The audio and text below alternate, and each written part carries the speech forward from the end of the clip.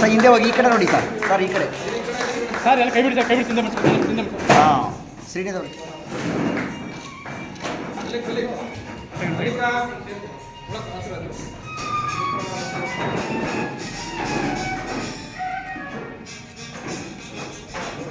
ಕರ್ತನಿಂದ ಬೆಳಕಿನೆಡೆಗೆ, ಅಜ್ಞಾನದಿಂದ ಸುಜ್ಞಾನದ ಕಡೆಗೆ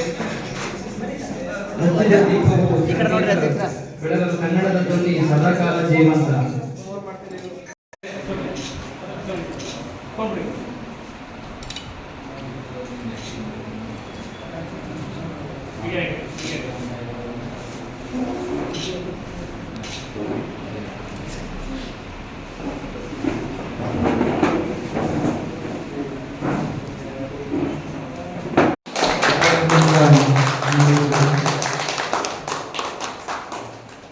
ಚಾಮರಾಜನಗರ ಜಿಲ್ಲೆಯ ತಾಲೂಕು ಘಟಕದ ಉಪ ಅಧ್ಯಕ್ಷರು,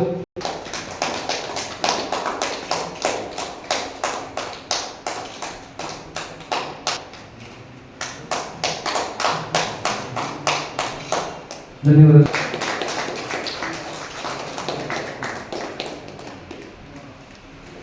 ಎಲ್ಲ ತಾಲೂಕು ಅಧ್ಯಕ್ಷರು ಮತ್ತೆ ಪದಾಧಿಕಾರಿಗಳೇ ಶುಭಾಶಯಗಳನ್ನು ತಿಳಿಸ್ತಾ, ನಾವು ರಕ್ಷಣಾ ವೇದಿಕೆ ಏನಕ್ಕೆ ಬೇಕು? ಈಗ ಆಲ್ರೆಡಿ ತುಂಬಾ ರಕ್ಷಣಾ ವೇದಿಕೆಗಳಿದೆ, ಆದ್ರೂ ಯಾಕೆ ಒಂದು ಹೊಸದಾಗಿ ಒಂದು ರಕ್ಷಣಾ ವೇದಿಕೆ ಬೇಕು ಅಂತ ನಾವೇ ಪ್ರಶ್ನೆ ಹಾಕಬೇಕಾಗುತ್ತೆ. ಈಗ ನಾವು ಮಧ್ಯಪ್ರಾಚ್ಯ ದೇಶಗಳಲ್ಲಿ, ಮಿಡಲ್ ಈಸ್ಟ್ ದೇಶಗಳಲ್ಲಿ, ಇರಾನ್ ಎಲ್ಲ ನೋಡ್ತಾ ಇದ್ದೀವಿ. ಅಷ್ಟೊತ್ತು ಈಗ ನೈಟ್ ಮಲಗಿ ಬೆಳಗ್ಗೆ ಎದ್ದವರೆಗೆ ನಾವು ಇರ್ತೀವೋ ಇಲ್ವಾ ಹೇಳಕ್ಕಾಗಲ್ಲ, ಯಾವ ಮಿಸೈಲ್ ಬಂದು ಬಿದ್ದಿರುತ್ತೆ, ಏನಾಗುತ್ತೆ ಅಂತ.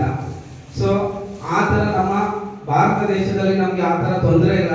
ಯಾಕೆಂದ್ರೆ ನಮಗೆ ನಮ್ಮ ಯೋಧರಿದ್ದಾರೆ, ಅವರು ನಮಗೆ ರಕ್ಷಣೆಯನ್ನು ನೀಡ್ತಾ ಇದ್ದಾರೆ. ನಾವು ಇಲ್ಲಿ ಆರಾಮಾಗಿ ಓಡಾಡ್ಕೊಂಡಿದ್ದೀವಿ.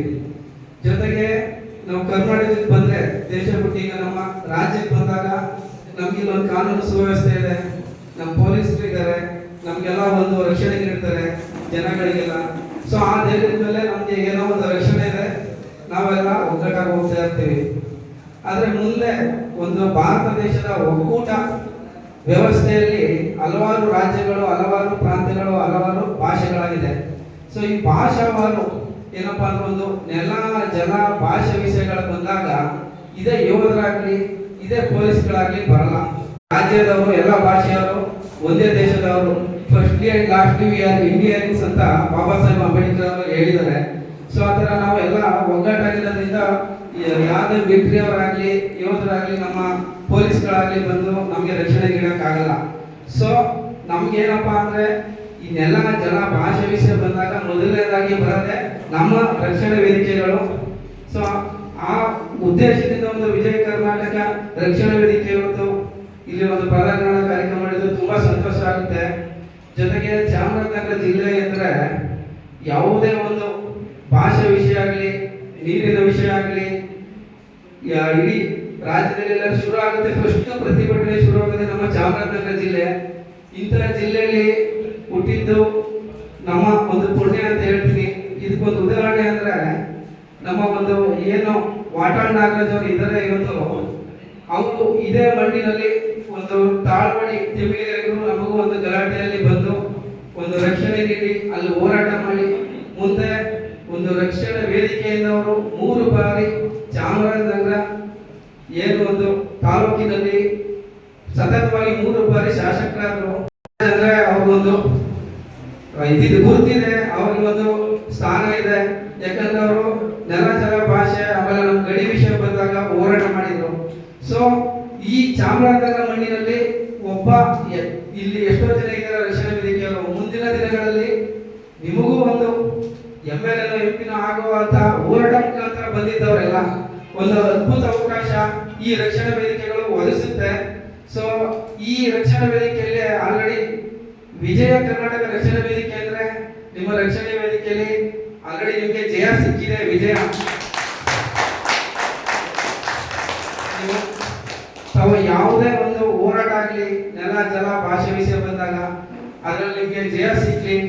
ಜೊತೆಗೆ ಮುಂದಿನ ದಿನಗಳಲ್ಲಿ ನೀವು ರಕ್ಷಣಾ ವೇದಿಕೆಯಿಂದ ಹಲವಾರು ಚಾಮರಾಜನಗರದಲ್ಲಿ ತುಂಬಾ ರಕ್ಷಣಾ ವೇದಿಕೆಗಳಿದೆ. ಅದರಲ್ಲಿ ನಿಮ್ದು ಏನು ಒಂದು ಸಂತೋಷದ ವಿಷಯ ಅಂದ್ರೆ ಇಲ್ಲಿ ಎಲ್ಲ ಯುವಕರುಗಳೇ ತುಂಬಾ ಜನ ಇದ್ದಾರೆ. ಇದು ನನಗೆ ತುಂಬಾ ಸಂತೋಷದ ವಿಷಯ ಇತ್ತು.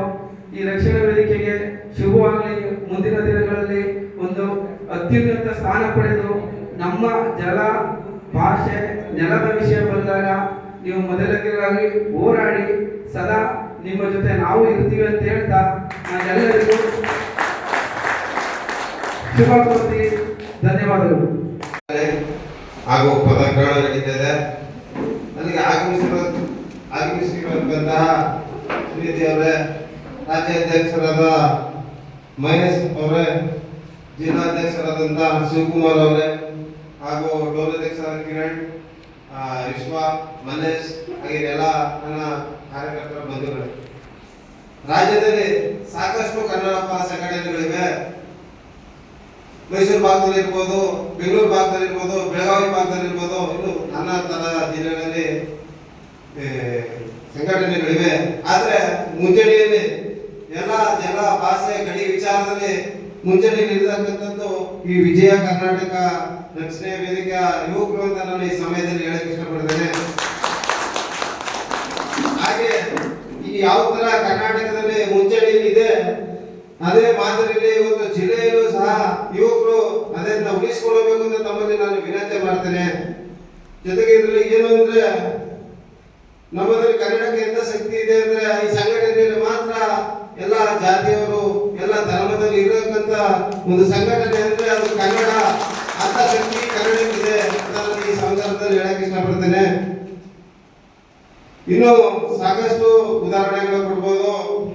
ಅಂಥದ್ರಲ್ಲಿ ಇವತ್ತಿನ ದಿನ ಈ ಜವಾಬ್ದಾರಿಗಳು ನೋಡ್ರೆ ನಮಗೆ ತುಂಬಾ ಸಂತೋಷ ಆಗ್ತದೆ. ಯಾಕಂದ್ರೆ ಬರೀ ಯುವಕರು ಇರುವಂತ ಒಂದು ರಕ್ಷಣೆ ವೇದಿಕೆ ಇದು ಅಂತ ನಾನು ಹೇಳ್ತೀನಿ. ಒಂದು ಒಳ್ಳೆತನ, ಒಳ್ಳೆ ಬೆಳವಣಿಗೆ, ಒಳ್ಳೆ ತರದಲ್ಲಿ ಇವತ್ತು ಯುವಕರು ಬಂದಿದ್ದಾರೆ. ಅವ್ರಿಗೆಲ್ಲ ಸಹ ನಾನು ಅಭಿನಂದನೆ ಹೇಳ್ತಾ ಸ್ವಾಗತ ಹೇಳಕ್ ಇಷ್ಟಪಡ್ತೇನೆ. ಸಾಕಷ್ಟು ಸಂಘಟನೆಗಳಿದೆ. ಈಗಾಗಲೇ ಶ್ರೀನಿಧಿ ಅವರು ಹೇಳಿ ಸಾಕಷ್ಟು ಮಾತಾಡಿದ್ದಾರೆ. ಅದು ಪೂರ್ವಕ ಮಾತಾಡೋದಾದ್ರೆ, ಗಡಿ ಭಾಗದಲ್ಲಿ ಇರೋದ್ರಿಂದ ನಮಗೆ ಇದು ಕರ್ನಾಟಕ, ನಮ್ಮ ಕನ್ನಡ ಭಾಷೆ ಬೆಳೆದಿರೋದು ಈ ಗಡಿ ಇಲ್ಲಿ ಬೇಕು ಅವಶ್ಯಕತೆ ಇದೆ. ಹಾಗಾಗಿ ಕನ್ನಡ ಭಾಷೆ ಇದೆಯಲ್ಲ, ಅದನ್ನ ನಾವು ಯಾವ ಥರ ಕಲಿತೀವಿ, ನಾವು ಯಾವ ಥರ ಬಳಸ್ತೀವಿ ಅದ್ರ ಮೇಲೆ ನೋಡ್ಕೊಳ್ಳೋದು. ಸೊ ನಾವು ನಮ್ಮ ಈ ಸಂಘಟನೆಯವ್ರು ಮತ್ತು ಎಲ್ಲ ಸಂಘಟನೆಯವ್ರಿಗೆ ಹೇಳೋದೇನೆಂದ್ರೆ, ಮೊದಲನೇದಾಗಿ ನಾನು ಕನ್ನಡವನ್ನ ಚೆನ್ನಾಗಿ ಕಲಿಬೇಕು, ಭಾಷೆಯನ್ನು ಉಳಿಸಬೇಕು. ಅದಕ್ಕೆ ಮಾತ್ರ ಭಾಷೆ ಉಳಿಯುತ್ತೆ. ಹಾಗೆ ನಾವು ಕನ್ನಡ ಭಾಷೆ ಕಲಿಯದೆ ಕನ್ನಡ ಉಳಿಸಿ ಅಂತ ಆಗಲ್ಲ. ಹಾಗಾಗಿ ಈ ನೆಲದಲ್ಲಿ ಬಸವಣ್ಣನ ನಂತರ ಕುವೆಂಪು ಅವರು ಸಾಹಿತ್ಯಿಕವಾಗಿ ಸಾಕಷ್ಟು ಕೊಡುಗೆಯನ್ನು ಕೊಟ್ಟಿದ್ದಾರೆ. ಅದಲ್ಲದೆ ಕವಿಗಳು, ಸಾಕಷ್ಟು ಕವಿಗಳು ಈ ಕನ್ನಡ ಉಳಿಸೋದಕ್ಕೋಸ್ಕರ ಸಾಕಷ್ಟು ಕೊಡುಗೆಯನ್ನು ಕೊಟ್ಟಿದ್ದಾರೆ. ಹಾಗೆ ನಾವುಗಳು ಅವ್ರನ್ನ ಓದಬೇಕು. ಅವ್ರನ್ನ ಓದೋರು ಮಾತ್ರ ಕನ್ನಡ ಉಳಿಸಿದ್ರೆ ಕನ್ನಡ ಉಳಿಸಬಹುದು. ಹಾಗಾಗಿ ಇದು ಭಾಷೆ ವಿಚಾರದಲ್ಲಿ ಉದಾಹರಣೆಗೆ ತಮಿಳುನಾಡಿನಲ್ಲಿ ಬೇರೆ ರಾಮಸ್ವಾಮಿ ನಾಯಕರು ಈ ಭಾಷಾ ಚಳವಳಿಯನ್ನು ದೊಡ್ಡದಾಗಿ ಅಂದ್ಕೊಂಡು ಸಾಕಷ್ಟು ಹೋರಾಟ ಮಾಡಿ ಇವತ್ತು ಕೂಡ ತಮಿಳುನಾಡು ಎಷ್ಟು ಭದ್ರವಾಗಿದೆ ಭಾಷೆ ಬೇರೆ ಕಾರಣ ಬೇರೆ ರಾಮಸ್ವಾಮಿ ನಾಯಕರು. ಹಾಗಾಗಿ ಇಲ್ಲಿ ಈ ತರದ ಸಾಕಷ್ಟು ಪೂರ್ವಿಕರು ತುಂಬಾ ಕರ್ನಾಟಕದಲ್ಲಿ ಹೋರಾಟ ಮಾಡಿದ್ದಾರೆ. ಹಾಗೆ ನಾವುಗಳು ಕೂಡ ಇವತ್ತಿನ ಯುಗದಲ್ಲಿ ಕನ್ನಡ ಬೆಳೀತಾ ಇದ್ದೀವಿ. ಕನ್ನಡ ಭಾಷೆಯನ್ನ ಬಳಸೋದ್ರಲ್ಲಿ ವಿಫಲರಾಗಿದ್ದೀವಿ. ಕನ್ನಡ ಭಾಷೆಯನ್ನ ಬಳಸಬೇಕು, ಕಲಿಯಬೇಕು, ಅದನ್ನ ಉಳಿಸಬೇಕು. ಅದ್ರ ಜೊತೆಗೆ ಗಡಿ ವಿಚಾರ ಬಂದರೂ ಕೂಡ ನಮ್ಮ ಕರ್ನಾಟಕದಲ್ಲಿ ಚಾಮರಾಜ ಆ ಕಡೆ ಬಾರ್ಡರ್ಗಳಲ್ಲಿ ಇದು ಸಮಸ್ಯೆ ಬರೋದು, ಮಧ್ಯದಲ್ಲಿ ಆ ಥರ ಏನಿಲ್ಲ. ಹಾಗಾಗಿ ಈಗ ಬೆಂಗಳೂರಲ್ಲಿ ಹೆಚ್ಚು ಬೇರೆ ಬೇರೆ ಭಾಷೆಯವರು ಬಂದು ನೆಲವಿದ್ದಾರೆ. ಹಾಗಾಗಿ ಬೆಂಗಳೂರಲ್ಲಿ ಕನ್ನಡ ಇಲ್ಲ, ಆ ಮಟ್ಟಿಗೆ ಆವಾಗಿದೆ ಈಗ. ಹಾಗಾಗಿ ನಿಮ್ಮ ಸಂಘಟನೆಗೆ ನಾನು ಒಂದು ಸಲಹೆ ಕೊಡೋದಂದ್ರೆ, ಕನ್ನಡ ಕಂಪಲ್ಸರಿ ಆಗಬೇಕು, ಭಾಷೆ ಉಳಿಬೇಕು ಅಂತಂದ್ರೆ ಹೆಚ್ಚು ಕಮ್ಮಿ ಮಧ್ಯದಲ್ಲಿ ಬೆಂಗಳೂರಲ್ಲೇ ಈಗ ಅದು ಏನೋ ಫಾರಿನ್ ಹೋದೇನೋ ಆಗೋದಷ್ಟು ಇಂಗ್ಲಿಷು ಬಂದು ಅವಕಾಶ ಕೊಟ್ಟಿದೆ. ಜೊತೆಗೆ ಜನ ವಿಚಾರ ಬಂದಾಗ ಈ ಸರ್ಕಾರ ಏನು ತಪ್ಪು ನಿರ್ಧಾರಗಳು ತಗೊಂಡು ನೀತಿ ನಿಯಮಗಳು ಅದಕ್ಕೆ ವಿರುದ್ಧವಾಗಿ ಪ್ರತಿಭಟನೆ ಮಾಡೋದ್ರ ಮುಖಾಂತರ ಒತ್ತಡ ತರುವಂತ ಕೆಲಸನ ಸಂಘಟನೆಗಳು ಮಾಡ್ತವೆ. ಜೊತೆಗೆ ಈ ವಿಜಯ ಕರ್ನಾಟಕ ರಕ್ಷಣಾ ವೇದಿಕೆ ಏನಿದೆ, ಇದು ಎಲ್ಲಾ ಸಂಘಟನೆಗಳನ್ನು ಮೀರಿ ದೊಡ್ಡ ಮಟ್ಟದಲ್ಲಿ ರಾಜ್ಯ ಮಟ್ಟದಲ್ಲಿ ಬೆಳೆಯಲಿಕ್ಕೆ ಆಗ್ತಾ. ಜೊತೆಗೆ ಈ ಏನೇ ಕಾನೂನು ಸಮಸ್ಯೆ ತೊಡಗುಗಳು ಬಂದಾಗ ನಾವು ತಮ್ಮ ಸಂಘಟನೆ ಜೊತೆ ಇರ್ತೀವಿ. ಜೊತೆಗೆ ನೀವು ಸಲಹೆ ಸೂಚನೆ ಕೊಡ್ತೀವಿ.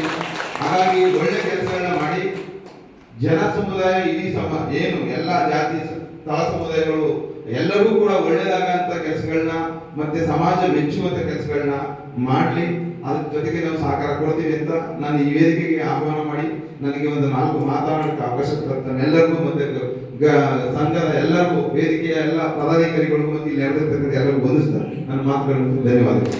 ಪದಗ್ರಹಣ ಮತ್ತು ಪ್ರಾರಂಭೋತ್ಸವ ಕಾರ್ಯಕ್ರಮ ಹಮ್ಮಿಕೊಂಡಿರೋದು ಎಲ್ಲರಿಗೂ ಖುಷಿ ತರುವಂಥ ವಿಚಾರ ಇದೆ. ನಾವೆಲ್ಲ ತುಂಬ ಶ್ರಮ ಬಿದ್ದು ಮಾಡಿದ್ದೀವಿ, ಹೆಚ್ಚಾಗಿ ಖುಷಿಯಾಗಿ ಮಾಡಿದ್ದೀವಿ. ನೀವೆಲ್ಲ ನೋಡಿರ್ಬೋದು, ಸಂಘಟನೆಗಳನ್ನ ಹೊರಗೆ ಹೋಗಿ ತುಂಬ ಸಂಘಟನೆಗಳನ್ನ ನೋಡಿರ್ತೀರಾ, ಕೇಳಿರ್ತೀರಾ, ರೀಲ್ಸ್ಗಳನ್ನ ಆಲ್ಮೋಸ್ಟ್ ನೋಡ್ತಾ ಇರ್ತೀರಾ ಡೈಲಿ. ನೀವು ನೋಡಿಲ್ಲ ಅಂದರೂ ಅಕ್ಕಪಕ್ಕದವರು ಇಂತಿದ್ದವರು ಅಂತ ಮಾತಾಡ್ತಾ ಇರ್ತಾರೆ. ಆದರೆ ಒಂದು ಸಂಘಟನೆ ಒಂದು ಒಳ್ಳೆ ಗುರಿ ಇದ್ದರೆ ಮಾತ್ರ, ಒಂದು ಒಳ್ಳೆ ಉದ್ದೇಶ ಇದ್ದರೆ ಮಾತ್ರ ಅದು ಮುಂದಕ್ಕೆ ಗುರಿ ಸಾಧಿಸೋಕ್ಕಾಗೋದು. ಮತ್ತೆ ಅಲ್ಲಿರುವ ಪದಾಧಿಕಾರಿಗಳು ಒಂದೇ ಸಮಾನ ಮನಸ್ಸಿನಿಂದ ಇರುವಂಥ ವ್ಯಕ್ತಿಗಳು ಇದ್ದರೆ ಮಾತ್ರ ಅದು ಪೂರ್ತಿಗೊಳ್ಳುತ್ತೆ, ಇಲ್ಲಾಂದರೆ ಅದು ಪೂರ್ಣಗೊಳ್ಳಲ್ಲ. ಅದು ಎಲ್ಲರಿಗೂ ಗೊತ್ತಿರೋಂಥ ವಿಚಾರ. ಅದರಿಂದ ನಾವು ನಮ್ಮ ಜೊತೆ ಸೇರಿರುವಂಥ ಪದಾಧಿಕಾರಿಗಳೆಲ್ಲ ಏನೋ ಖುಷಿ ಪಡಬೇಕು ಅವರೆಲ್ಲ. ಯಾಕಂದರೆ 13ನೇ ತಾರೀಕು ಇತ್ತು ಇದು ಕಾರ್ಯಕ್ರಮ.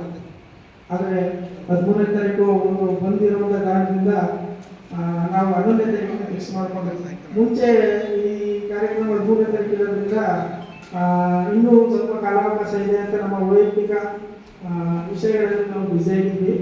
ಅದಾದಮೇಲೆ ಒಂದು 3-4 ಡೇಸ್ ಬ್ಯಾಕ್ ಇದನ್ನು ಪ್ಲ್ಯಾನ್ ಮಾಡಿದ್ವಿ. ಈ ವಿಚಾರ ನಮ್ಮೆಲ್ಲ 11ನೇ ತಾರೀಕು ಜಿಲ್ಲಾಧ್ಯಕ್ಷರನ್ನ ಶಿವಸುಂದರ ಸರ್ ಅಂತ ನಮ್ಮ ಜೊತೆ ತುಂಬ ಸಪೋರ್ಟ್ ಮಾಡಿದ್ರು.